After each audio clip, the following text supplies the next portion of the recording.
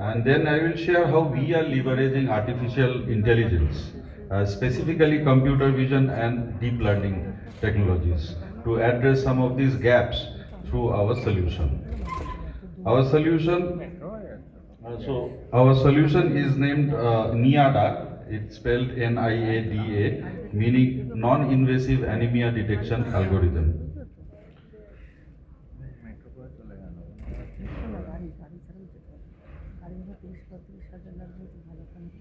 So, as both the speakers before me has already stated, I won't waste time on this slide. We all know anemia is a big challenge in India and across the world. We have more than 57% of our women of reproductive age are anemic and 67% of our children are anemic.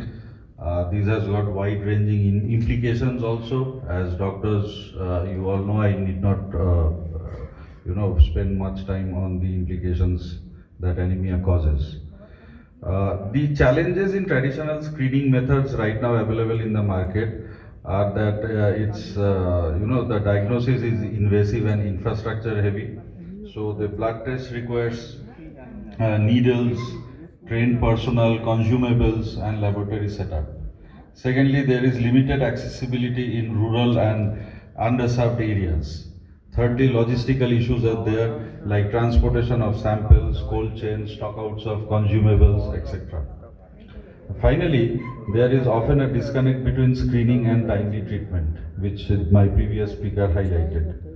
These bottlenecks delay diagnosis and treatment, resulting in missed. Sorry.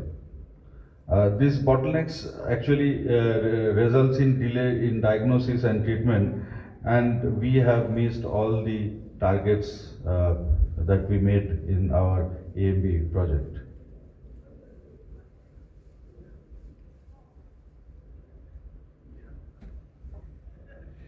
So this is where artificial intelligence can play a transformational role. Artificial intelligence is already transforming healthcare globally, whether it is in radiology or pathology, ophthalmology, or population health screening.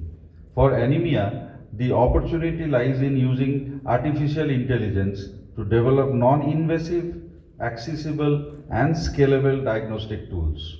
In particular, artificial intelligence branches like computer vision and deep learning allows us to capture and analyze the subtle patterns in human tissues that even the trained eyes may miss. So, AI is both revolutionary and risky. It brings tremendous potential for healthcare, but it must be used responsibly. As Geoffrey Hinton, the Nobel Prize winner and considered the godfather of artificial intelligence, has already emphasized that artificial intelligence has great promise but also challenges that need careful management. In healthcare, we must ensure that AI solutions are safe, validated, and ethical.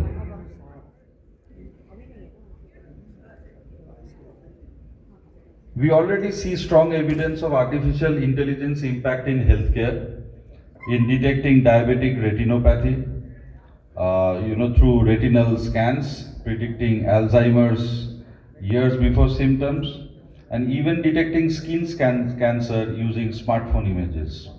This example proves that artificial intelligence is not futuristic anymore. It is already here and it's working.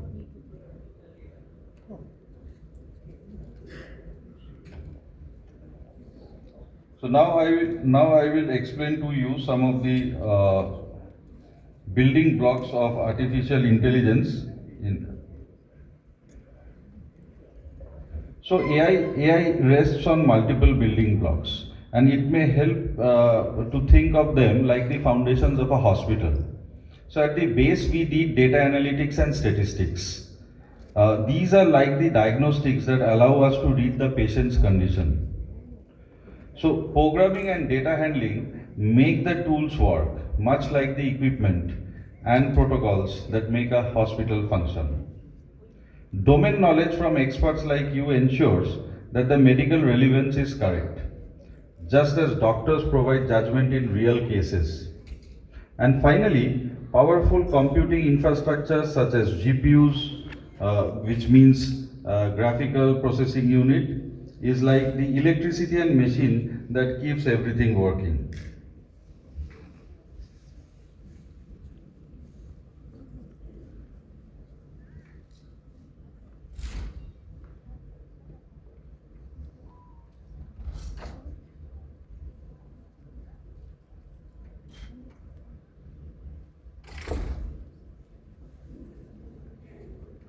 So only when, as you can see, only when all these things come together, you get to you get to have this technology, the computing, the clinical expertise. Then only artificial intelligence truly actually succeeds in delivering safe and effective healthcare technology.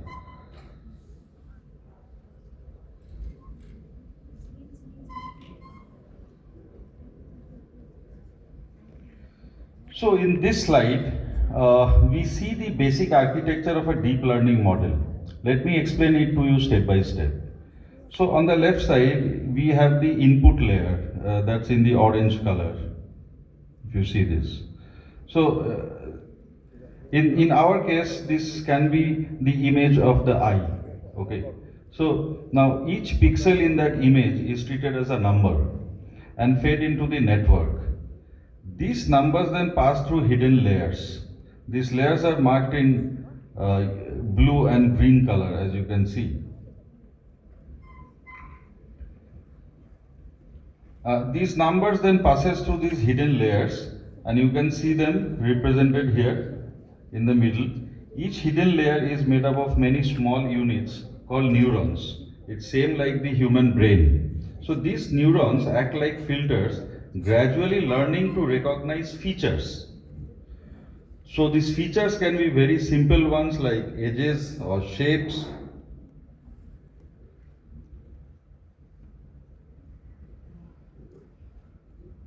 or colors in the early layers, and in the later layers you can assess more complex patterns like like the contrast, like if there is any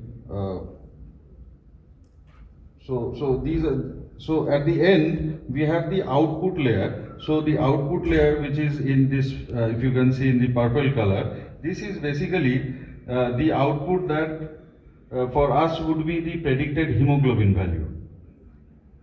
So now here is how the learning happens. So there is a forward propagation and then there is a backward propagation. I will explain a little bit about this, how it happens.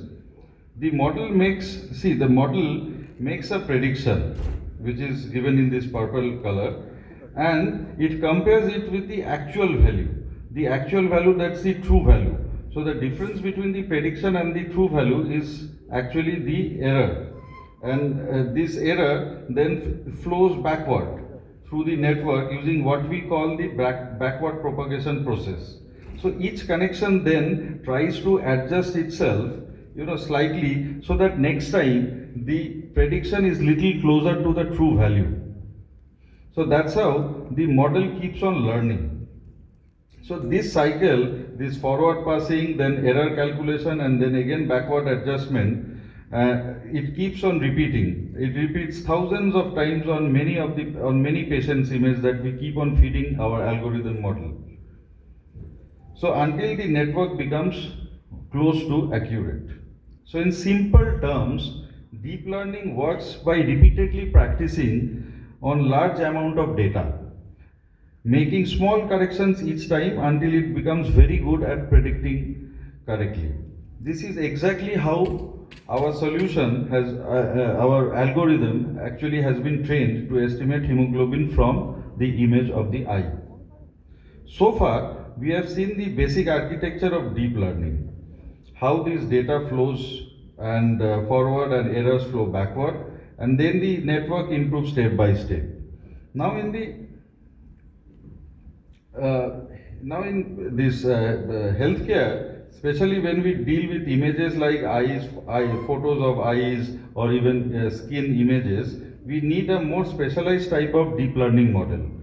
This is where convolutional neural networks, in short form we call them CNN, this CNN comes in. So CNNs are designed specifically to handle images. They can pick out visual patterns, textures, and colors in a structured way, much like how a clinician will observe the pallor or subtle changes in the skin tone. In the next slide, I will walk all of you through how this CNN works and why they are central to our solution.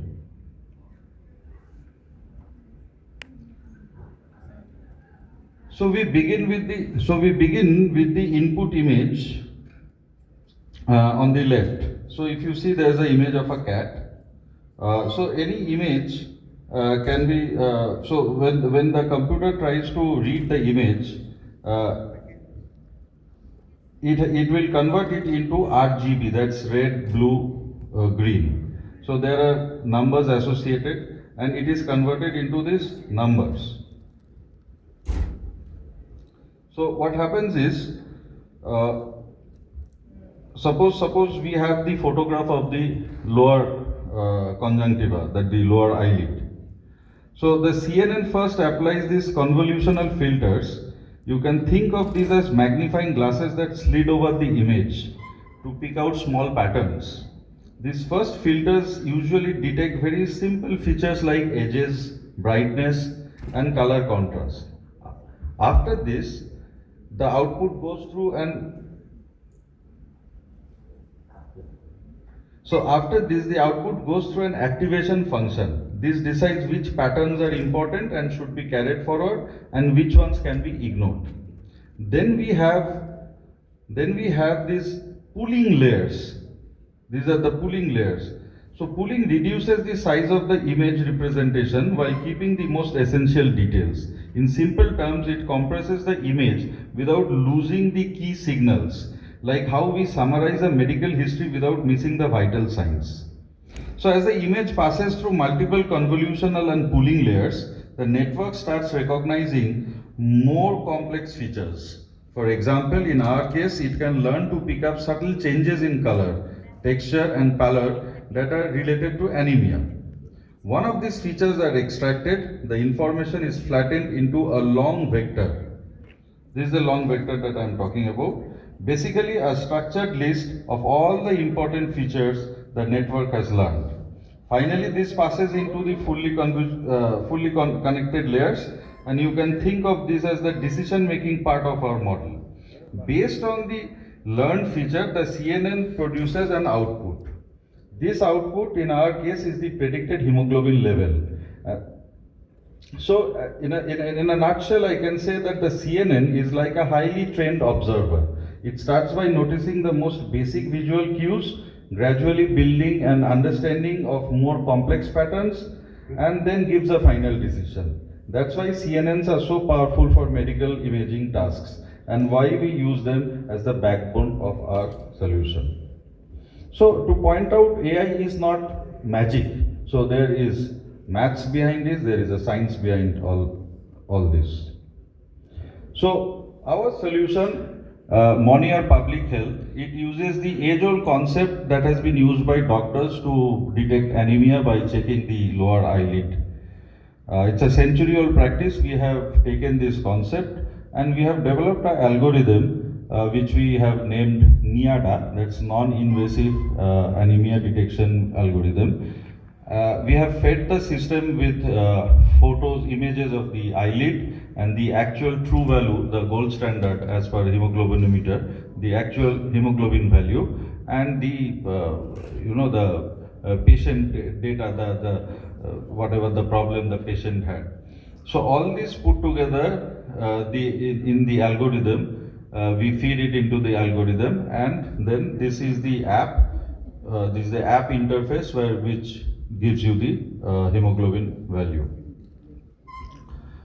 This is what if you see, this is how our mobile app looks like. So this Monere Public Health is, as I told you already, it's a smartphone-based non-invasive anemia detection app. So we use this artificial intelligence to analyze images of the lower eyelid taken into an ordinary smartphone camera. A health worker will capture just the sex and age of the patient, and then in this screen, and then they will take a photo of the lower eyelid. There is a guide in the camera module of the app, which will, you have to highlight the interest area. The interest area is the lower conjunctival palpebra in our case. So we put the area of interest in the focus area, and the app automatically captures a photo. And then once the photo is clicked, the image undergoes a pre-processing by removing the noise, adjusting light, etc. Normalization, something are done, and the computer vision algorithm extract the features as I explained to you in the previous slides and give you a hemoglobin value. And as you keep monitoring this a single patient over time, as our previous speaker was saying, that we have to test and track. So this is testing, and finally we are tracking and monitoring over a period. So we can get the patient detail, and if there is an intervention, we can see whether the intervention has actually yielded a positive or a negative result. We have got tested our algorithm thanks to AIIMS Kalyani. We have done our validation here at AIIMS Kalyani under Dr. Farad Ahmed, and we have published our result in Curious magazine. We have published 3 papers. 2 papers were published from AIIMS Kalyani, and the final one was published in June 2025 from NRS Medical College. So if you can see that anemia sensitivity at 11 grams per dl, which is point, is almost 90.33%. And so this is as good as a FDA approved non-invasive device. There is a device called Massimo, which is not available in India, but this is a FDA approved device. So our study shows that we are better than FDA approved non-invasive device. So all these our validation papers are available in our website, so for you people to study. We are associated with some of the very key institutes all across the world. Some of our validation tests for FDA trials are going on in Columbia University, University of Utah, and Brown University. I'll rush through this. Some of the awards and achievements awards that we have got in the past 2 years. We got the Stanford UCSF Pediatric Device Challenge. We stood first there. We were the winners of MIT Solve 2024 for Global Health Equity Challenge. And we recently won the Anemia Innovation Challenge 2025, which was organized by the Cornell Joan Klein Jacobs Center for Precision Nutrition and Health. So use cases where we can use this solution, Monere Public Health, is in government programs like Anemia Mukt Bharat, where you can do population level surveillance very easily. This will help you to improve the efficiency and reach of the existing programs. It generates real-time data, and for informed decision making, you can do targeted intervention for high-risk groups. And overall, this will reduce your healthcare burden. We did our first pilot in Arunachal Pradesh in December 2023. It was the deputy commissioner and district medical officer. They actually championed the cause, and they let us screen around 650 plus students from class 6 to 10. So thereby they were bold enough and forward thinking enough to adopt the technology and see how it works in the field. For NGOs, you can imagine an NGO working in a tribal area with minimal training, like screening 200 women in a day without carrying a single lancet.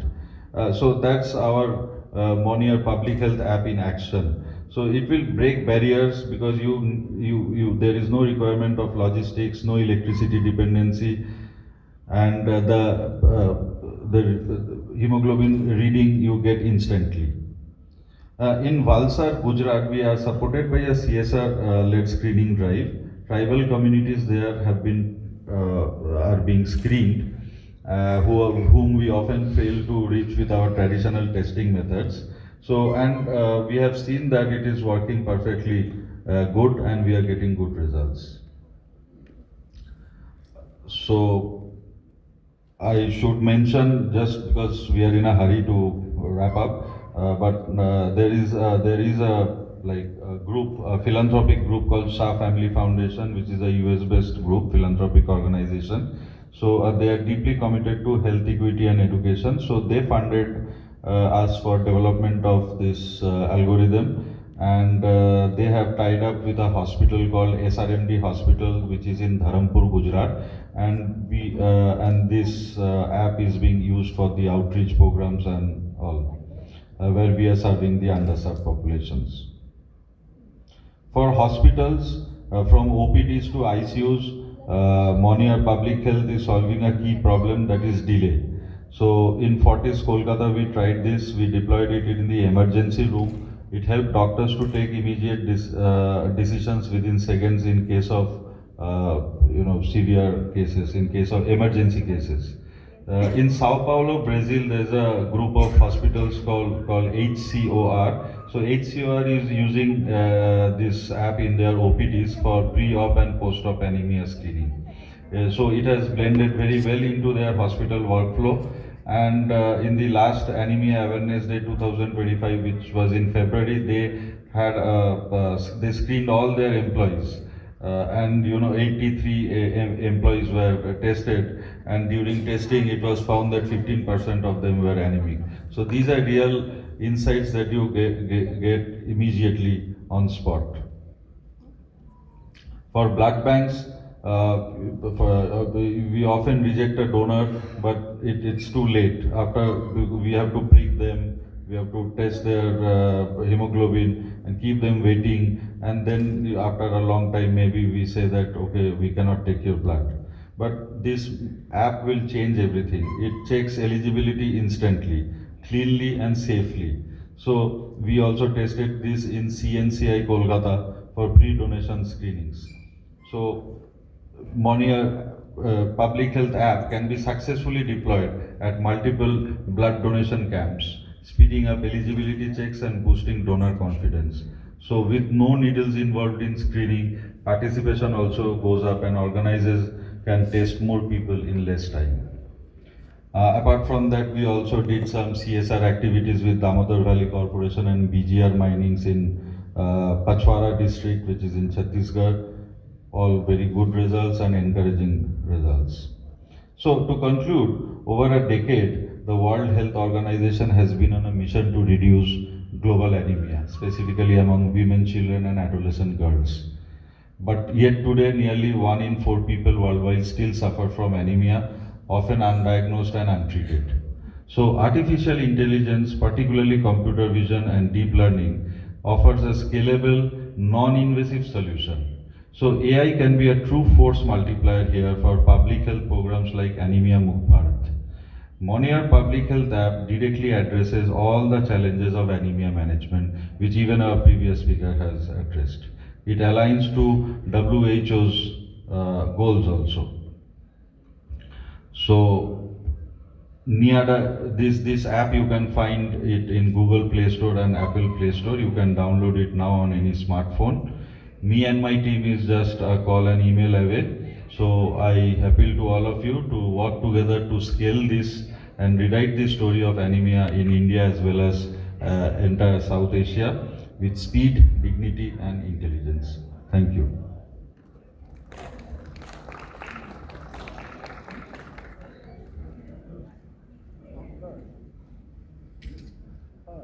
Thank you, Mr. Shorov Sinha, for this